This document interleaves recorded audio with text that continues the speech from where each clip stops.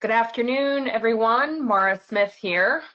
Thank you for joining today's webinar, Affiliate is More Than Last Click Partnerships. Today, you will be hearing from Pepperjam's Vice President of Data Products and Integrations, Heather Ader.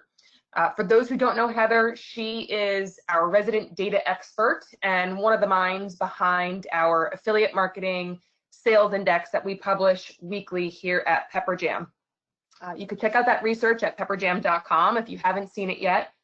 And you could also check out Heather's thought leadership, which was recently published on Advertising Week 360, and she covers the art of data storytelling. I highly encourage you to check out that article. For today's webinar, you will be gaining insight into publisher category performance and trends, for the first 6 months of this year. You'll also get an understanding of how content publishers specifically contribute to the overall performance trends that Heather will detail. And she will leave you with some actionable takeaways that you can employ within your affiliate program to ensure that you're moving your program beyond last click. From a logistics perspective for the webinar, this will run about 25 to 30 minutes. And we will leave time at the end for a question and answer session. If you do have questions, don't hold back, submit them throughout the presentation. You can do that by using the question panel within the GoToWebinar panel as part of that's on your screen. One final thing is if you're wondering if this material will be made available for playback, it in fact will. It will be a recorded session, and we'll make it available to all of the registrants and participants in case you want to listen in on the recorded version.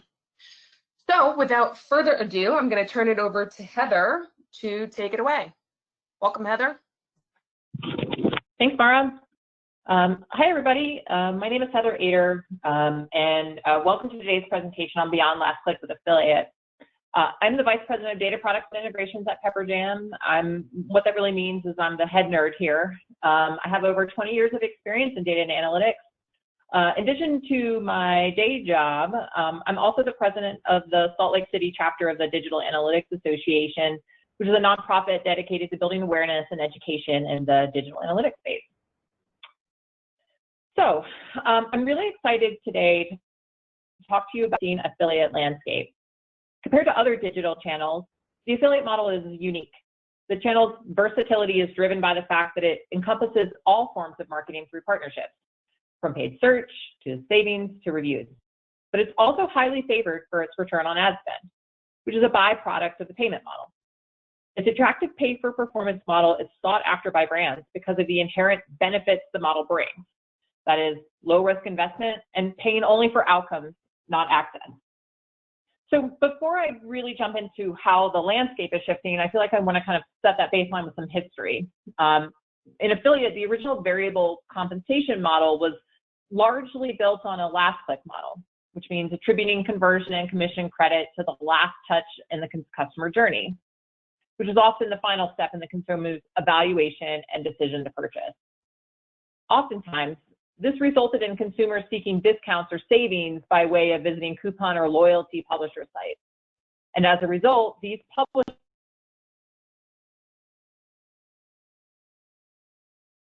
within affiliate marketing. The Great Recession of '08 and thereafter only exacerbated this consumer deal-seeking activity, and these publisher types have dominated affiliate marketing, providing volume and scalability marketers needed to reach the masses. But in time, brands started vocalizing their dissatisfaction with the association with savings destinations for several reasons. First, they questioned the incrementality of these referrals. Would they, or would they have not, have received the conversion regardless of whether or not the publisher was in the consumer journey?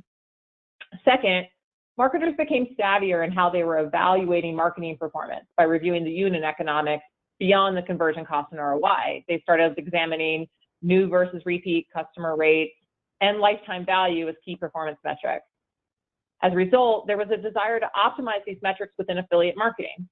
Content partners were delivering higher new to file rates, but they couldn't deliver at scale because the payment model of affiliate resulted in last-click publishers earning conversion and commission credit, leaving the upper funnel discovery players like content out in the cold.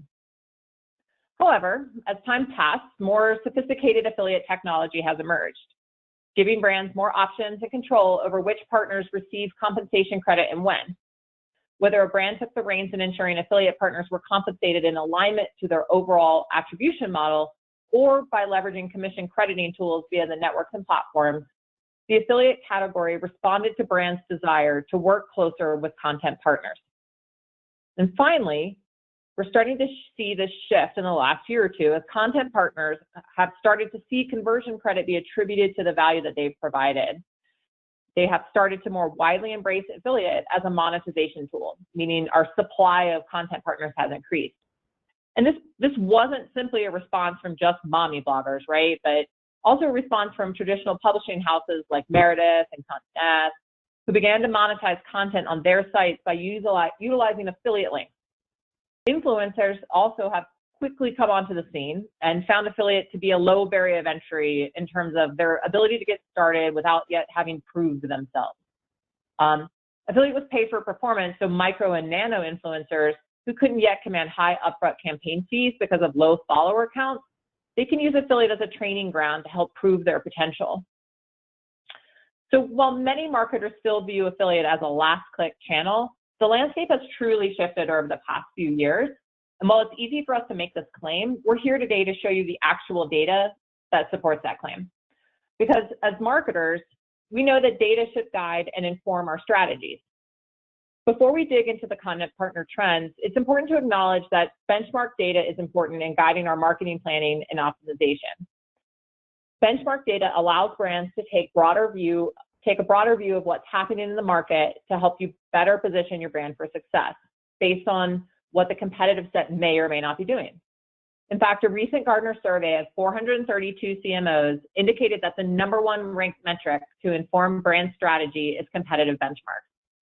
This also translates into affiliate, where you should leverage competitive and benchmark intel to help you understand how your brand fares amongst similar advertisers. Given that we know how important benchmark data is to our advertisers, we want to start by sharing some highlights of how the affiliate channel has changed from H1 2019 to H1 2020. In general, much has changed in affiliate since COVID-19 stay-at-home orders were enacted. With more consumers shopping online, we have seen an increase in traffic to partner publishers, which has dramatically affected the performance of the channel. Our platform-level benchmarks shown here show that across many key performance indicators, the channel is up between 24 to 45%. Make sure you look at that new active partner applications figure there too. That 45% is primarily driven by content and social media partners.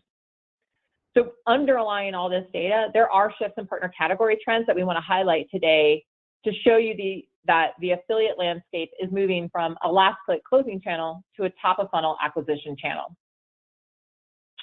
To set the stage for the partner category trends I'm about to show you, I want to start by talking about how I've grouped together the publisher types that you'll see on kind of the subsequent slides. So first category is coupon and value proposition sites like Retail Me Not, Honey, Slick Deals.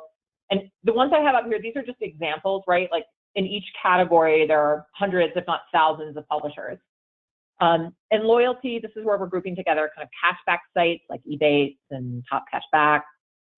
For content, here we have both commerce content and content syndication partners like the one you see here. So commerce content would be like Meredith, Daily Beast, BuzzFeed.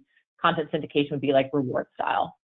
And then this other grouping, this is meant to kind of group together our smaller publisher categories, which include things like comparison shopping publishers, mobile or tablet applications, paid search, product reviews, remarketing, on-site engagement.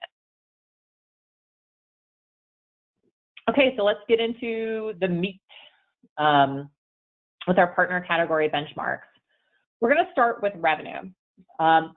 Revenue, as you saw kind of on the earlier slides, it's, we're up in total across the Pepperjam platform. We're seeing 29% revenue growth year over year for H1, but what you see here is on the left is that content is our fastest growing category.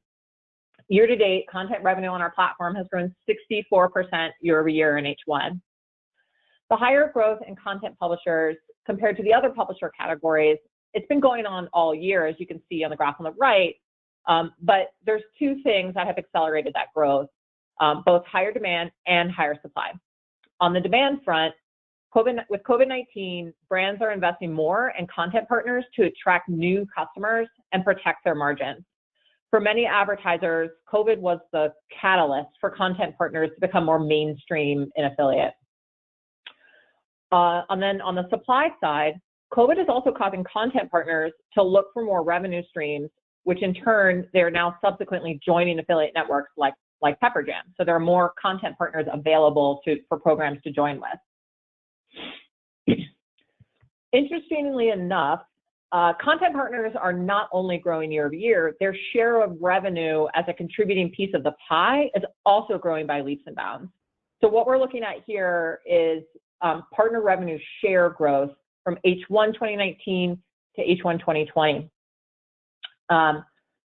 What we see is that content has grown in share by 27% year over year, and they're taking that share from loyalty, which has decreased by 14% for the same time period. Coupon does show a small increase year over year, but this is primarily due to one very large toolbar publisher. This is an important point to highlight because it's indicative of the shifting affiliate landscape. Brands desire to derive more value from content and rely less so on traditionally known last-click partners in Coupon and loyalty. So this is going to be really important for brands when considering the shifts within their own affiliate program. But looking at revenue on its own is not simply enough. We need to dig deeper to understand what is driving the revenue growth and greater shares of revenue contribution for this group of content partners. By using the simple equation of revenue equals clicks times average order value times conversion rate, we can dig into what is driving the revenue increases by partner category. We observe that content outpaces all the other partner categories in both click and conversion rate growth. The conversion rate growth is a sign that content partner messaging is resonating with consumers, especially during this time of COVID. Content partners are often viewed as trusted sources of information for product recommendations, which is reflected in this conversion rate growth. The growth in share of clicks, as you see in the graph on the right, from 28% to 44% in H1 2020, is both indicative of increased clicks for existing content partners on the Ascend platform, as well as the introduction and that increased supply of new content partners to the platform. Affiliate is moving beyond traditional last-click partners to content partners because content drives incremental traffic to brand sites and converts them while protecting margin. So now let's ask ourselves, why are content partners driving more traffic to advertiser sites compared to any other partner category? Here too, we explore what is causing traffic to grow. Presumably, there have been traffic increases due to increased consumer time spent online in 2020. However, other data points shed light on trends helping content partner traffic growth. Specifically, there is an increase in the number of content and social media partners signing up to on the Pepperjam Ascend platform. So you can see in the graph on the left, content partners are in purple, social media in green. There is barely any new partners signing up in these other categories. Partner applications are up year over year in general, but as affiliate has risen in prominence as a monetization vehicle, content and social media partners are starting to turn to affiliate as a revenue source.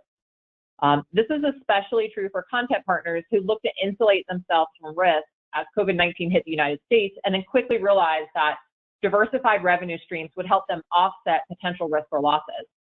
Specifically, this was the case with Amazon. On April 14th, Amazon announced affiliate program commission cuts to their program, which depleted some partners' revenue streams. This event caused a dramatic increase in partner application signups as publishers sought new revenue sources. With content partner supply up and brands realizing the gains in revenue and traffic from this partner category, they're responding with increased commission rates allocated to content partners, as you can see on the right. Year-over-year commission rates are down for all publisher categories except content, which is up 11%. In 2020, content now has the highest commission rates of 10.6% on average. So in this view, I want to take a little bit of a deeper dive into the commission rate observation across partner types. Brands are receiving value from customers acquired through content, and they are increasing their commission rates to content publishers. Similar to revenue, share of total partner commissions has grown from 24% to 35% in H1 2020. It is now the category with the highest share of spend, stealing share primarily from loyalty, but also coupon partners. In terms of partner commission volume growth, content partners grew 82% in H1 year over year. As a comparison, the top 3 publishers, they grew only 10% year over year on our platform. So huge difference in growth. COVID has also influenced this trend, as you can see in the graph on the right. In April and May 2020, we saw over 123% year over year growth for spend on content sites. So why are brands willing to pay more for content partners? Brands need marketing channels that drive new customers to their site. Content partners bring in significantly more revenue from new customers compared to the other categories. In June 2020, content publishers brought in 59% of revenue from new customers. It's astronomically high. Content partners also typically convert customers at a higher profit margin compared to other partner categories due to the reduced usage of coupons. The bottom line is content partners are driving not only traffic and revenue increases, but also significantly new customer acquisition rates, warranting the increases in spend. So as predicted over 20 years ago, content is king. Now that we've outlined how content partners are changing the affiliate landscape, let's talk about how brands can engage with them using the Ascend platform and move their affiliate program beyond last click to that of a more diverse collection of contributing publisher types. Consider the 3 primary content creators and affiliates, at least the ones that are responsible for the largest contributions to traffic and revenue: commerce content, influencers, and sub-affiliates. Commerce content are the traditional media entities that have turned to affiliate as a monetization source for their digital content. So think BuzzFeed, Meredith, Daily Beast. Influencers, as most of you know, are generally heavy social media users with sizable engaged followings that promote brands, products, and services to their followers in exchange for some sort of compensation, whether it's monetary or product. Sub-affiliates or content syndication partners are aggregators of other content creators, whether it be influencers or bloggers or the like. Each of these types of content partners are different, and they have different needs when brokering a relationship. So let's start with commerce content. Many of these publishers are news or entertainment sources with vast readership and brand awareness. They need to remain true to their roots in providing an unbiased opinion to their readers and audiences. Therefore, editors of these publications are totally in control. They determine which brands and products will resonate with their readers and are the ones to call the shots. Rightfully so, as it wouldn't make sense for a beauty publication to advertise or recommend outdoor furniture. The reviews and write-ups must resonate and fit with the brand and the audience. Getting through to these editors and cutting through the noise is challenging. So as a brand, you have to do the work for them and provide all of the product level info. Colors, sizes, price points, and descriptions are a good starting point, but take it further to provide release dates for new products and collections, quantities sold, if the products have ever sold out before, and any other points of interest. These are demonstrations of high demand products that will entice editors to feature them. Also know that not all commerce content partners operate on a variable commission structure. Some may require upfront placement fees that are fixed in order to offset any concerns that they have about click and conversion rate performance on that product, or simply to secure premium inventory on their sites. Not that these placements aren't always guaranteed, meaning if the editor feels that placement on one page may fare better than the home page, so be it. So actual on-site placement for these content partners, it's not always guaranteed upfront now. Next, let's talk about influencers. They run the gamut. Anyone can be an influencer these days, which is why it's important to decipher between them with a tiered structure, meaning based on their follower or engagement rates. Small followers can't command the same compensation as large followers, like let's say Kylie Jenner. So compensate accordingly. Also know that this group is heavily invested in reviewing products with their followers, so consider sending products in exchange for reviews or showcasing them to their followers. Affiliate is becoming more and more of a monetization vehicle for influencers, especially those with smaller followings. So variable compensation will often work, usually in tandem with an exclusive code for tracking purposes. Also, it's important to note that the FTC has endorsement and disclosure guidelines that must be followed by influencers to differentiate between posts for which they have been compensated versus a pure unedited opinion. And finally, the third content partner group is sub-affiliate or content syndication partners. As these are aggregators of smaller content creators, the points of contact are often middlemen between you as the brand and the actual content creator. That means you need to educate them as well. There are also different sub-affiliate types. Some are influencer specific, others focus on video bloggers, and some are vertical specific. So it's important to understand their needs and audiences. Finally, getting through to content creators in these sub-affiliate networks often requires cutting through the noise with significant commission rates. These are often attractive to content creators who are looking to maximize revenue. Okay, so now that you understand kind of how content partners are different from each other, let's talk about how to find new content partners in Ascend. In general, our Discover platform is used to find and recruit new partners into your program. To hone in on content partners, you want to start with our search module.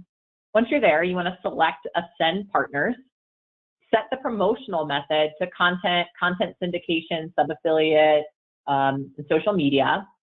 Then select categories based on your brand's vertical. You can select one or many, it doesn't have to be just one vertical.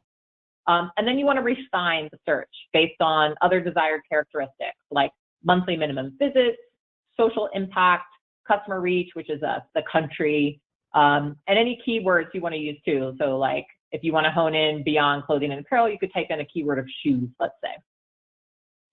Once you review the results of your search, you'll find partners that you might be a good fit with. And then right there from that screen, you can invite those partners to your program. You can also explore prospective partners who aren't part of the Ascend network yet, but are relevant to your brand. Using the Explore Prospects toggle, Discover provides partner recommendations by analyzing the demographic information of the advertiser and individual partner. Discover's recommendation carousel serves up unique partnership suggestions based on real-time data for your target audience demographic. By delivering recommendations based on partner target demographic and category, Discover allows you to hit the ground running with partners that already cater to your existing audience. It's also really easy to filter for Amazon associate partners. So these were partners that used to be part of the Amazon program. And this is largely a content audience that is seeking relationships directly with brands. Okay, so now that you have found programs and you have joined to them in the network, you want to determine how to set your base commission for them. With Ascend, you can use our competitive benchmarking report to help set that initial commission rate. So simply access this report through our track module in your account and navigate to the benchmark report on the left side navigation. Here you'll be able to select timeframes to understand how your affiliate program fares as it relates to commission rates and active partner types compared to a lookalike category. To focus on content partners, filter your partner category to content syndication, sub-affiliate, and social media. Here you'll have access to average commission rates for the lookalike audience. Lookalike audiences are currently based on the brand's vertical and AOV range. This will help inform your commissioning tactics to ensure you aren't over or under invested as it relates to commission for content partners. Beyond benchmarking, there are other reports in Ascend that you can leverage to guide your affiliate optimization and ensure that you're tailored kind of by partner category type. The first is in our publisher performance report, which contains an additional promotional type field that can be utilized to filter to content and content syndication partners for at-a-glance reporting at the publisher level. Secondly, our dynamic reporting module has a specific report called Publisher Category that allows you to understand category changes over time and aggregate category publisher level performance, as well as things like share, click share and revenue share by publisher category type. Okay, so you now in this process, you have found publishers, you have set your base commission rate, and you have tracked them and evaluated performance for a period of time. Once you have some basic results back from the first few weeks with your new content partners, you're going to want to optimize your commissioning structure to maximize your brand's goals.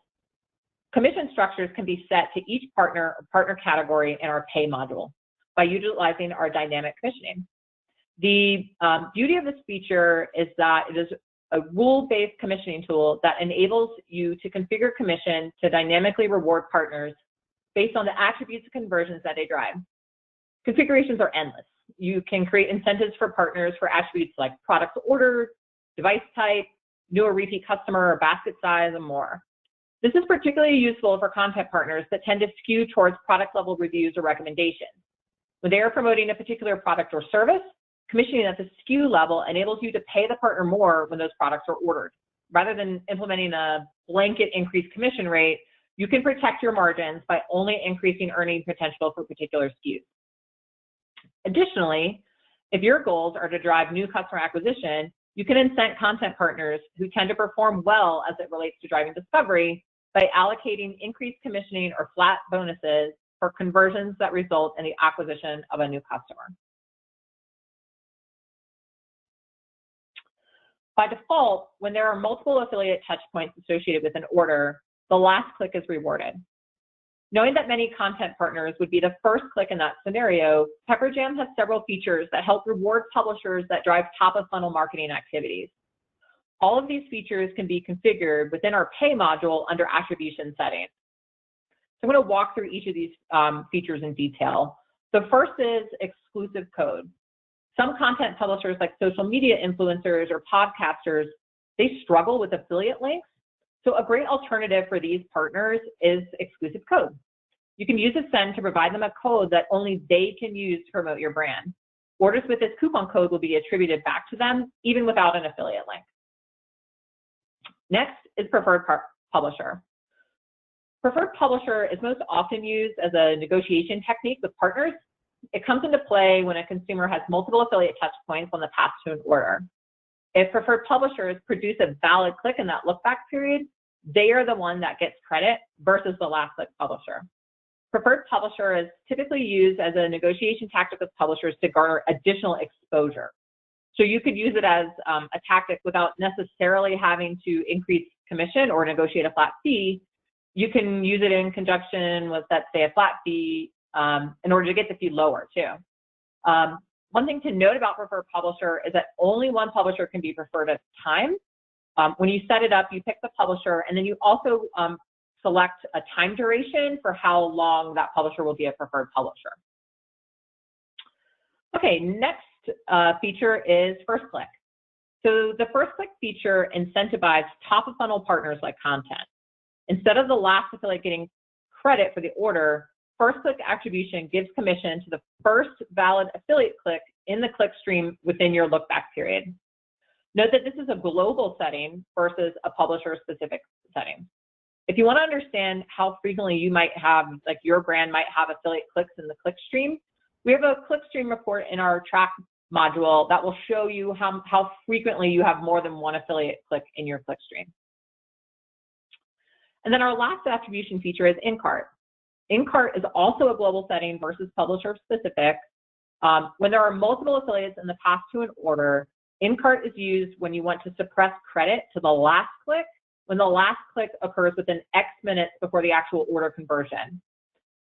In-cart attribution supersedes last click to credit the introducing or influencing affiliate instead of the last click affiliate within your path. You can configure the time between last affiliate click and the purchase or order conversion. Typically, most brands set this somewhere between 2 to 5 minutes. And really, in-cart is most often used when brands want to suppress commission for coupon sniping. In summary, content partners are changing the affiliate landscape, and they're helping brands to move their affiliate program beyond last click. In order to benefit from this shift and to move your affiliate program beyond last click, you need to first start with a diversified partner composition within your program. In order to diversify, the first step you must take is to find, recruit, and activate new partners, in particular content. Our Discover module makes it easy to identify the right fit partners that reach your target audience demographic. The next step you must regularly employ is ensuring that data serves as your guide. Ascend's Track module houses a comprehensive reporting suite that enables you to quickly understand partner category performance, from share of traffic and revenue to benchmarking insights to help guide your commissioning strategy. Regularly reviewing these reports will help you understand which partner types are driving partner growth and performance across key metrics. Once you've reviewed your data to understand partner category performance, at that point you'll have some insight into how you should optimize from a spend perspective. That means setting commission rates that align not only to a partner category, but also on an individual partner basis. You heard today that even content partners are unique in their own right, which means that they will each drive different value for your brand and subsequently require different commission structures. Dynamic commissioning enables you to easily create rule-based commission structures based on partner type, product level, and conversion attributes like new to file versus repeat. These are important to incentivize optimal partner performance. If they know their earning potential, they will get creative and help drive to those attributes. And with some content partners, you will find opportunities to use Ascend's attribution features. For example, ensuring key partners are incentivized no matter what their position is in the clickstream, allowing them to earn credit for their role in the consumer conversion. Or perhaps employing exclusive codes to ensure that content partners receive conversion credit when tracking links aren't suitable on social platforms like Instagram. Once you've completed steps 1 through 4, know that your work isn't done. A set it and forget it mentality doesn't work in affiliate marketing. You will reap the benefits that you sow, but you must first plant the seeds and then continually revisit your program. That means regularly repeating steps 1 through 4 so that you can cultivate a well-diversified program that encompasses all partner types across the consumer journey, from discovery to intent. And with that, I'd love to help keep the conversation going and, more importantly, help you move your affiliate program beyond last click. Thank you all so much for your time today. If you want to learn more, feel free to reach out to me here or explore our Pepperjam resources on pepperjam.com to help guide your affiliate program beyond last click. And with that, I'm going to turn it back over to Mara to help facilitate our Q&A. Thanks, Heather. That was great information, very insightful, and just a great view into what's happening across partner types within affiliates. So thank you so much. I have a few questions here teed up. Just a reminder to the audience, if you have questions for Heather, please submit them through the question panel on the GoToWebinar. We'll take them one at a time. So feel free to tap her brain now and ask her all the data questions that you'd like. So Heather, first question that I have here is, can you share with the audience on why you think loyalty is losing share to content publishers? Can you give us any insight on that topic? Sure. I think, there's a couple reasons. Loyalty partners themselves are, often lower profit margin. They also aren't bringing in the new to file rates that we're seeing in the content category. So in June of this year, content partners had 59% of the revenue that they were generating were coming from new customers, while loyalty is only seeing a 34% rate. So when you look at just the performance alone of loyalty, content has a better performance, right? We're seeing higher growth in conversion rates, stronger traffic growth, higher new to file rates. And then secondly, there's now an increased supply of content. As affiliate networks like Pepperjam have designed features that reward top of funnel partnerships, content partners have taken notice and they're moving into affiliate, joining networks as an incremental monetization source for them. Great, thank you for that insight. Okay, next question. This is a question from an audience member. If you can please re-explain step number 4 in the actionable 5 steps to optimize content partners. So step number 4, they're looking for an explanation. Yeah, sure. So Pepperjam has several attribution features that you can use to reward the top of funnel partnerships to make sure that their credit, that, last click partners aren't stealing away their credit. So those 4 kind of features that we have are exclusive codes that basically exclusive code rewards a publisher that uses just that code for the order, even if there's a different publisher in the clickstream. Preferred partner gives a specific publisher credit when there are multiple partners in the clickstream. First click is a global setting that kind of flips the attribution model for affiliate away from last click and rewards all partners, whoever is the first click in the clickstream, that partner gets 100% of the credit. And then in cart is a mechanism for kind of preventing coupon sniping right where somebody goes out to a coupon site and gets a coupon, seconds before they place an order. So meant to kind of help with incrementality. Great, thank you for that.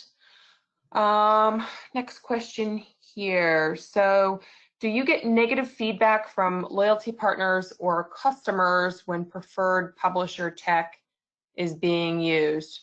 I'm happy to lend my expert opinion here, since I've been in the affiliate space for, the better part of a decade. So there has been situations that I've encountered when loyalty partners perhaps, are not keen on the idea that another publisher is being credited for conversions by way of the preferred publisher tech. But I think that it's really up to the affiliate manager to have an open dialogue with your publisher partners and explain to them, how you're optimizing, and ultimately ensure that you're providing them with insight into, the value that you see or are obtaining from the affiliate channel. Having these open conversations around your brand's KPIs is critical, so that they can, better tailor their own optimization strategies with the, intent to drive the desired outcomes. So I think it's just about having an open conversation, explaining to publishers, what you're looking to receive in the form of value and the outcomes that they drive, and getting creative with them to see if they can help facilitate those outcomes. All right, next question, Heather. How often do you recommend viewing trended data for your affiliate program? So is there a particular cadence people should be employing when they look at data for their own affiliate program?